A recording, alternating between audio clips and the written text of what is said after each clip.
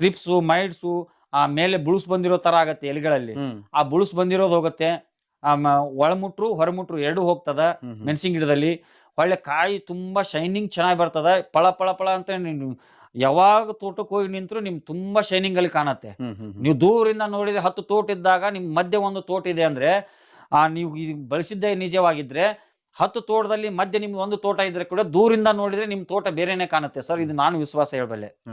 ಏನ್ ರೇಟ್ ಅಲ್ಲಿ ಕೊಡ್ತಾ ಇದ್ದೀರಾ ಸರ್? ಇದು 400 ರೂಪಾಯಿಗೆ 1 ಲೀಟರ್ ಸರ್. ಇದು 400 ರೂಪಾಯಿ 400 ರೂಪಾಯಿಗೆ 1 ಲೀಟರ್. ಮಿನಿಮಮ್ ಎಷ್ಟು ಆರ್ಡರ್ ಮಾಡಿ ಸರ್? ಮಿನಿಮಮ್ ಇದು 5 ಲೀಟರ್ ಸರ್. 5 ಲೀಟರ್. ಅದೇ ಹೇಳಿದ್ನೆ ಸರ್, ಇದು ರೋಗಕ್ಕಂತೂ ನಂಬರ್ 1. ಇದು ಎಡಿ ಮುಣಿಗೆ ರೋಗ, ಅಡಿಕೆಯಲ್ಲಿ ಎಡಿ ಮುಣಿಗೆ ರೋಗ, ಚಿಕ್ಕಿ ರೋಗ, ಬೂದಿ ರೋಗ, ಕಂದು ರೋಗ, ಸ್ವಲ್ಪ ಪ್ರಮಾಣದಲ್ಲಿ ಯೆಲ್ಲೋ ಕಲರ್ ಆಗಿದ್ರೆ ಇದರಿಂದ ಸಾಕಷ್ಟು ಅಂದ್ರೆ ಸಾಕಷ್ಟು ಬೆನಿಫಿಟ್ ಇದೆ ಸರ್.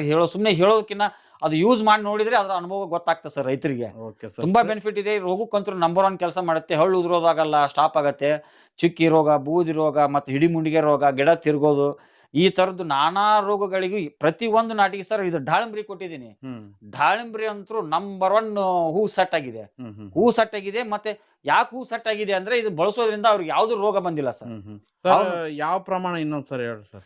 ಸರ್ ಇದನ್ನ ಬಳಸೋ ವಿಧಾನ ಸ್ಪ್ರೇಗಾದ್ರೆ 2 ರಿಂದ 3 ml 1 ಲೀಟರ್ ನೀರಿಗೆ 2 ರಿಂದ 3 ml ಸ್ಪ್ರೇಗೆ.